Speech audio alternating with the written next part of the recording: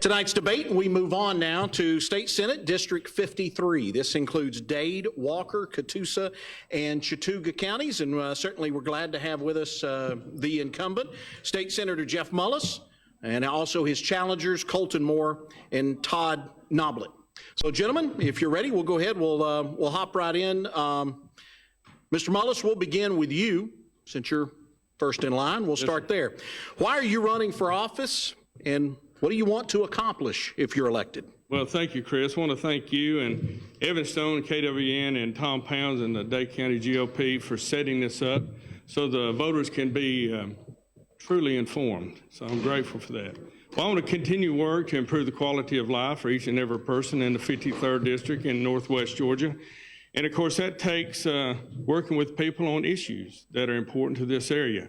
I meet with people all the time talking about issues that are important to them, or our community leaders and elected officials, to make sure that we're working together on things that matter to people in this area. I have a history and a record to make sure that happens. I work with all these gentlemen and ladies who are running for office and are in office to make sure we cover things. It's all about relationships and things of that nature to make sure that we put the people first and take care of our area. Colton Moore now, why are you running for office, and what do you want to accomplish if you're elected? Well, it's an honor to be here, and I appreciate both the challengers for showing up today's debate. I'm a fifth-generation Dade Countyan, and 3 years ago I stood here and I made the promise to the people of Dade County and Western Walker County that I would take the powerful influence of government and try to subside that, to bring influence back to the people, to let teachers teach, to let carpenters carp, and to obviously let business owners be business owners. My occupation is I'm an auctioneer. I sell heavy equipment all across the globe, in Europe and in Asia. When I'm not doing that, I'm here at home driving a dump truck or a 359 Peterbilt hauling cattle from the stockyards here in North Georgia, East Tennessee, out west. It's been an honor to serve as the state representative for the past 2 years. But as I got to Atlanta and I began to legislate, what I realized was that our state senator does not share the same ideologies that I do. And that is why, if I'm going to enter into the fray of politics, I should run for state senate. Mr. Noblett, your thoughts on why you're running for office and what you hope to accomplish if you're elected? Liberty and justice flow through the veins of our great republic, but socialism, debt, and corruption are silently clogging those arteries and threaten the very existence of our great republic. We've got to have statesmen that step forward and fight to protect our freedoms, fight to make sure that our constitutional rights are upheld. As a lifelong resident of the 53rd District, a grandfather, a businessman, a Christian, I'm stepping forward as a citizen legislator to protect our freedoms.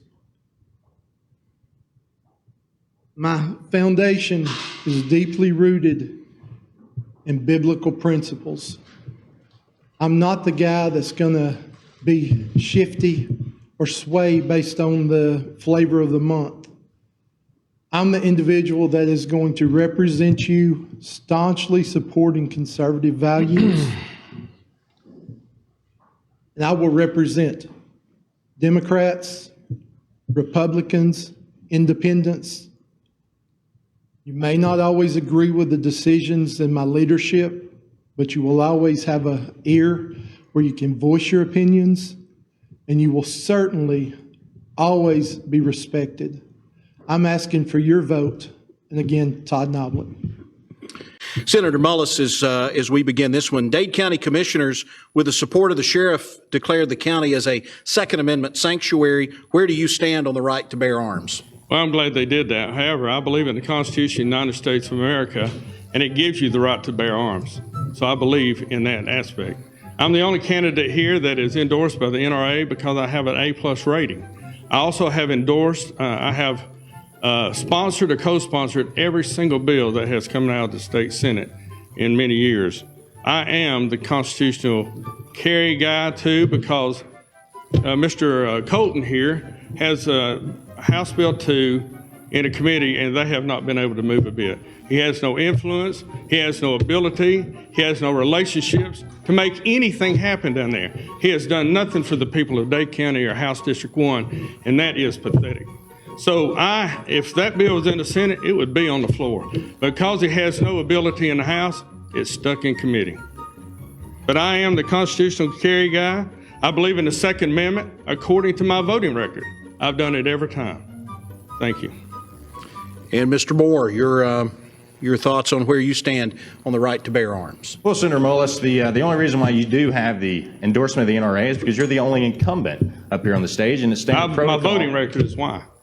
Well, Not because of that. Then I have the same rating you do. It's an you equal don't? way. I only have 90 seconds. So let's think about this. One of the main reasons why I decided to run for office is when we had a gun rally down in Villanelle.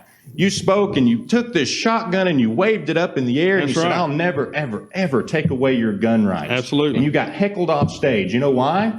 Because of your lying. That's why. No, because you hadn't sent forth HB 2. It's in the House. I am in the Senate. You could sign Do you on not to it know? just as well as anyone else. No, I can't. I'm in the Senate. well, Do you not regardless- understand the House and regardless, the Senator, Senate? Hold on a This is my second, 90 seconds. Senator Mullis, we'll give you an opportunity Yes, sir. to respond. Be glad Mr. to. Moore.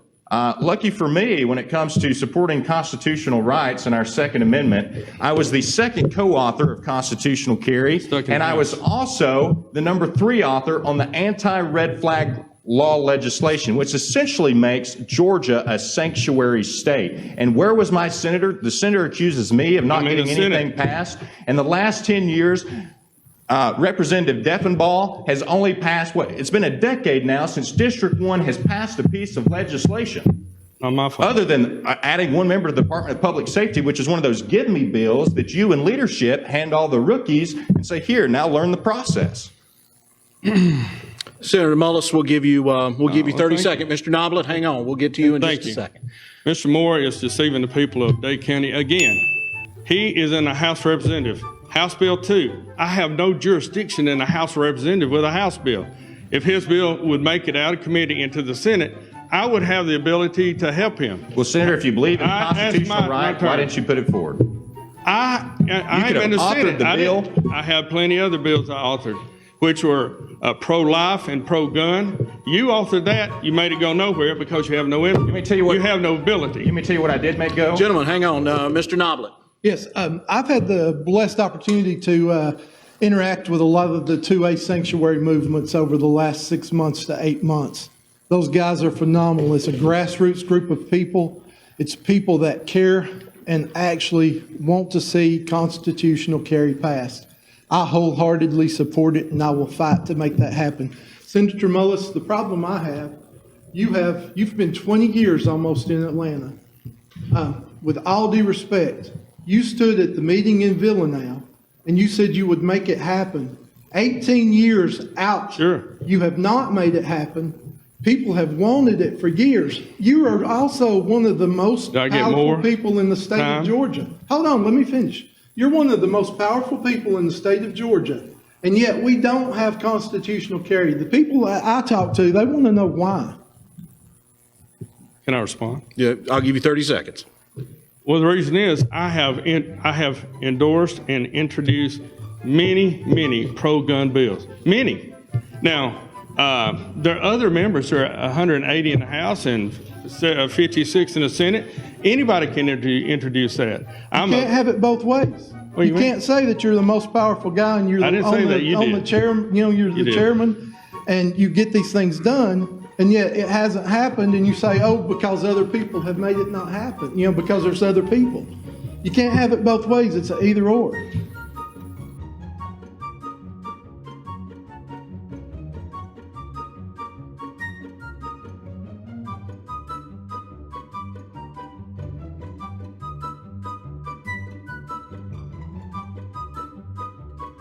I did read an article about that this morning. That's the first time I come across it, and I thought that the article was very misleading. Yeah, it is. They're trying to sell papers. And a lot of weak-minded people are following it, too, as being something that's not. We just want factual. Sorry, did you just say weak-minded people?